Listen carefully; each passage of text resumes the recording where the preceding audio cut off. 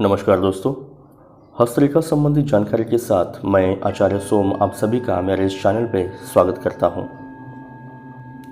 हस्तरेखा शास्त्र में प्रायः जो 3 प्रमुख रेखाएं मानी जाती है, जिनमें जीवन रेखा, मस्तिष्क रेखा और हृदय रेखा सम्मिलित है, उसमें से 2 रेखाओं के बारे में मतलब जीवन रेखा और मस्तिष्क रेखा के बारे में हमने पिछले वीडियो में देखा है। आज हम तीसरी और महत्वपूर्ण रेखा जो कि हृदय रेखा है, जिसे हार्ट लाइन भी कहते हैं, उसके बारे में आज कुछ बातें जानेंगे। हृदय रेखा यानी हार्ट लाइन का स्थान हाथों में बुध पर्वत और मंगल के प्रथम क्षेत्र, इन दोनों के मध्य से शुरू होकर बृहस्पति पर्वत या शनि पर्वत या इन दोनों पर्वतों के बीच तक होता है तथा मध्यमा और तर्जनी के मध्य तक होता है। यही इस रेखा की स्वाभाविक स्थिति समझनी चाहिए। यदि इस रेखा की स्थिति सामान्य स्थान से नीची या कम हो तो ऐसा व्यक्ति बहुत प्रेम करने वाला नहीं होता। उसके हृदय में संयम तथा कठोरता होती है और ऐसा मनुष्य स्वार्थी भी होता है। यदि ऐसे मनुष्य के हाथों में बाकी के चिन्ह जैसे हाथ की मांसलता, वर्ण, आकार, उंगलियों का गठन आदि अच्छे हैं तो इस प्रकार की हृदय रेखा वाले मनुष्यों के हृदय में प्रेम तो होगा, परंतु अपने संयम के कारण वे इसका प्रदर्शन नहीं कर पाएंगे। इसके विपरीत यदि एक निकृष्ट कोटि के हाथ में, जिसकी हथेली, उंगली तथा अन्य चिन्हों से गुण की अपेक्षा अवगुण अधिक प्रतीत हो, ऐसे मनुष्य हृदय रेखा अपने सामान्य स्थान से अधिक नीची हो, तो ऐसा व्यक्ति कठोर प्रकृति का, लालची तथा धोखेबाज प्रवृत्ति वाला होता है।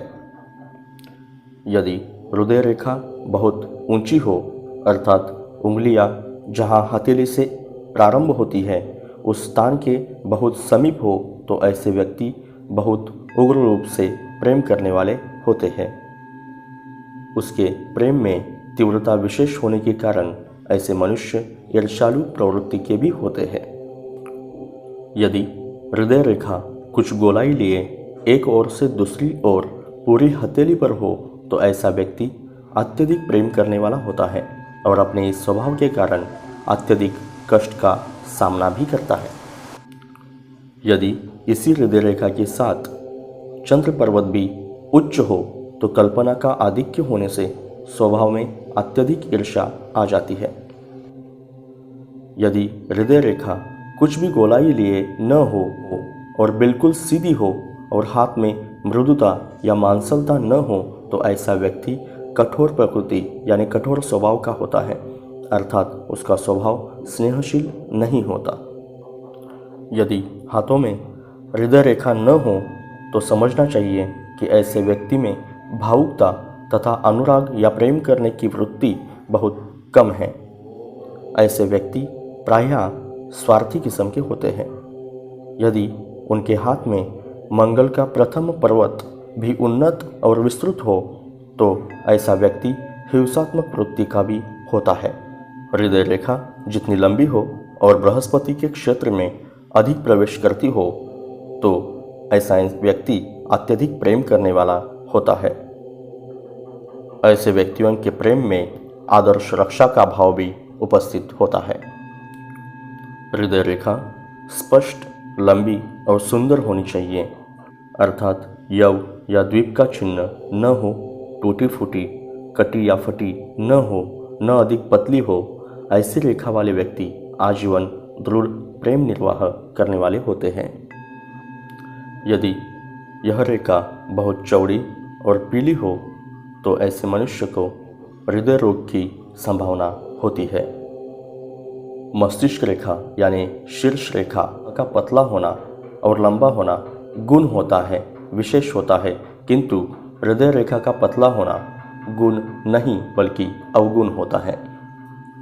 यदि यह रेखा सुंदर, लंबी और अपने उचित स्थान पर हो और अंगूठे का प्रथम पर्व मजबूत हो तो अपनी ही पत्नी या अपने ही पति तक व्यक्ति सीमित रहता है, किंतु यदि अंगुष्ठ का प्रथम पर्व मजबूत न हो तो ऐसा नहीं होता।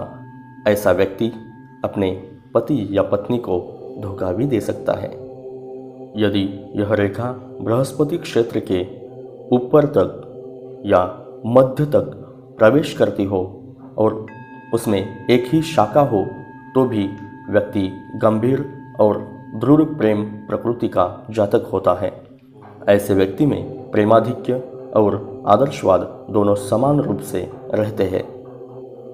यदि हृदय रेखा बृहस्पति पर्वत और शनि पर्वत के बीचों बीच प्रवेश करती हो तो ऐसा मनुष्य के हाथों में स्थिर प्रेम प्रकट करती है।